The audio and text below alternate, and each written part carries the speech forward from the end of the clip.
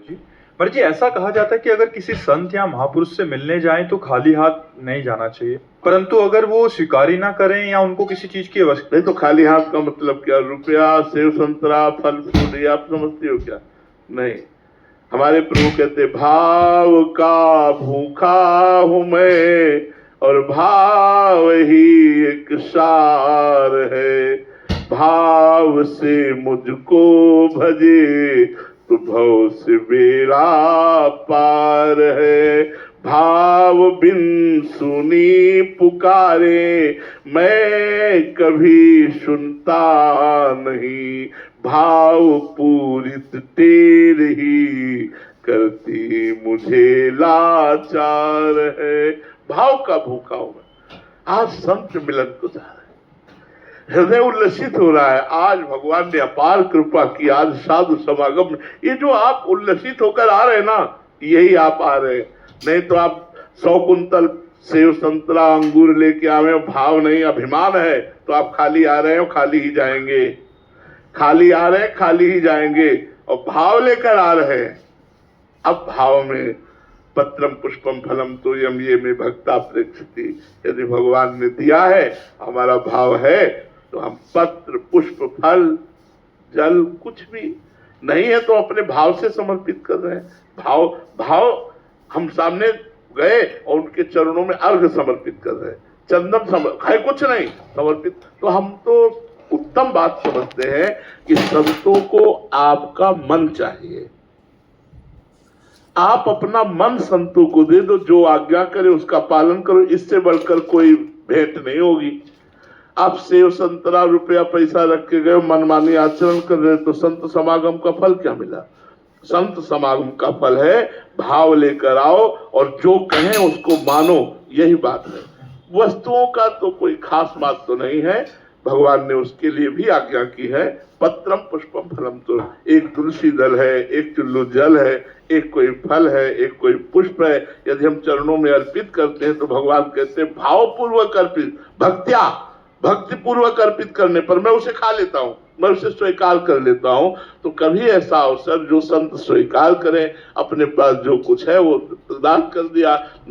थोड़ा मान लो किसी संत को कभी भिक्षा के लिए बुला लिया, उनको भोजन पवा दिया।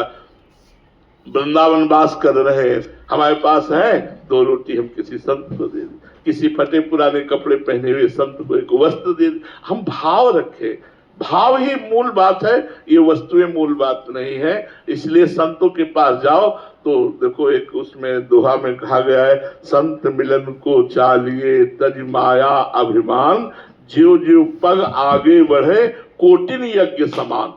अगर माया और अभिमान का त्याग करके हम, अब जैसे आप कोई अच्छी वस्तु ला रहे हैं और आपको गर्व है कि आज वो वस्तु देंगे बाबा को मिली नहीं होगी, इतने सुंदर सेवा, इतने किसी काम कर रहे हैं, और आप एक छोटी सी वस्तु ला रहे हैं। लग रहा है कि एक गरीब आदमी एक संत के यहां देखा, बड़े बड़े सब पूज्य पादुड़िया बाबा जी की बात कह रहा हूं, हरि बाबा के बांध में थे, तो बड़े बड़े सेठ महाजन सब बड़े बड़े दलिया में सेव अंगूर और सब भर के लाए थे, ऐसे सब नीचे रखे थे। एक गरीब किसान यही बात सोचकर कि संत मिलने के लिए जाए तो कुछ लेके जाए, और उसके पास बेचारे के पास कुछ था नहीं, तो कचरिया समझते ना, खेतों में वो स्वाभाविक जग जाती है और इतनी इतनी होती है, खटमिट्ठी होती है, वो कोई खास नहीं। वो 5 कचरिया पकी हुई बांध के लाया, और जब सभा में आया देखा कि उनके सामने इतने बड़े बड़े लोग बैठे, इतने अंगूर सेव संतरा सब, तो ऐसे कचरिया छुपा के बैठ गया, अंदर से रोने लगा, काश भगवान मुझे भी सामर्थ्य दिए होते तो बाबा के सामने जाता और मैं भी बाबा को भेंट देता। बाबा सिद्ध पुरुष, बाबा ने कहा, ए भाई तुम खड़े हो? वो तो डर गया एकदम, इधर आओ, नजदीक आए, क्या लाए हो हमारे लिए?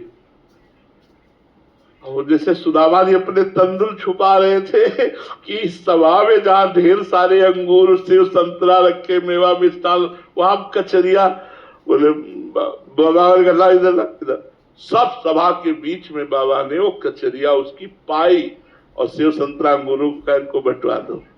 भगवान और भगवान के भक्त वस्तु के भूखे नहीं होते, भाव के भूखे होते। सुदामा जी के तंदुल भगवान ऐसे पा रहे मानो जन्म जन्म के भूखे हो।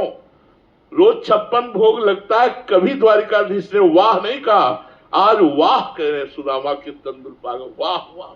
सबरी मैया के बेल खा के राम जी तृप्त हो रहे हैं। अखिल ब्रह्मांडों को तृप्त करने वाला परमात्मा सबरी के बेल पा के तृप्त हो रहा है। भगवान श्री कृष्ण देखो कितना प्रेम में बावरापन है। विदुर जी के घर गए सरकार, विदुर जी थे नहीं, विदुरानी जी थी। आवाज लगाई, विदुरानी कौन? श्री कृष्ण। ओ मेरे इष्ट पधारे। बैठाला, उनकी भाव दशा बदली, मेरे प्रभु आए, मेरे प्रभु आए। मैं रात दिन जिनका चिंतन करती हूँ, जिनकी बात जो होती रहती हूँ, आज वो मेरे प्रभु और आंसुओं की धार चल रही।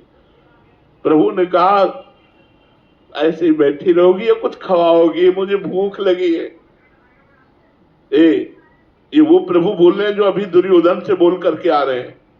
दुर्योधन ने कहा चलो महल, कुछ भोगराग हो जाए। तो भगवान ने कहा दुर्योधन, ये भोगराग दो स्थिति में होता है, एक तो अभाव में और एक भाव में। मेरे में अभाव नहीं, तेरे में भाव नहीं। मुझे भूख नहीं लगी, मैं कोई भिक्षुक नहीं कि मैं भूखा तेरे पास जाऊं और तेरे में भाव नहीं। या तो कोई प्रीति परवश होकर पाता है या तो दरिद्रता परवश होकर के पाता है। ये दोनों भाव मेरे में नहीं। और भगवान चले आए, यहां आके बोल रहे हैं मुझे कुछ पवाओ, भूख लगी है। क्यों? ऐसा भक्त अपने हाथ से पाए। अब वो तो बावरी से क्या करूं? वो केला रखे, ला उठा के और पवाओ। केला तो ले आई, लेकिन दशा भी देह की नहीं है, देह शुद्ध विस्मृत दशा है। तो केला ऐसे छिलती है, गूदा फेंक देती है और छिलका भगवान छिलका पा। क्यों? भाव। इतने में विदुर जी को पता लगा कि प्रभु आपके घर गए, दुर्योधन के महल नहीं गए। भागते हुए विदुर जी आए तो वहां दशा देखी कि उसकी जो गूदा है केले का वो तो बाहर पड़ा हुआ है। और प्रभु को ये छिलका पर बोले, अरे बावरी ये क्या कर रही तू? हाथ से छीला और फिर छीला। और भगवान ने कहा काका अब वो स्वाद नहीं आ रहा अब वो स्वाद नहीं आ रहा। तो बात वस्तु की नहीं है, बात भाव की है। आप भाव में भरे हुए तन मन प्राण संत को समर्पित किए हुए जा रहे, यही सबसे बड़ी बात है, यही सबसे बड़ी बात है। श्री राधा वल्लभ लाल की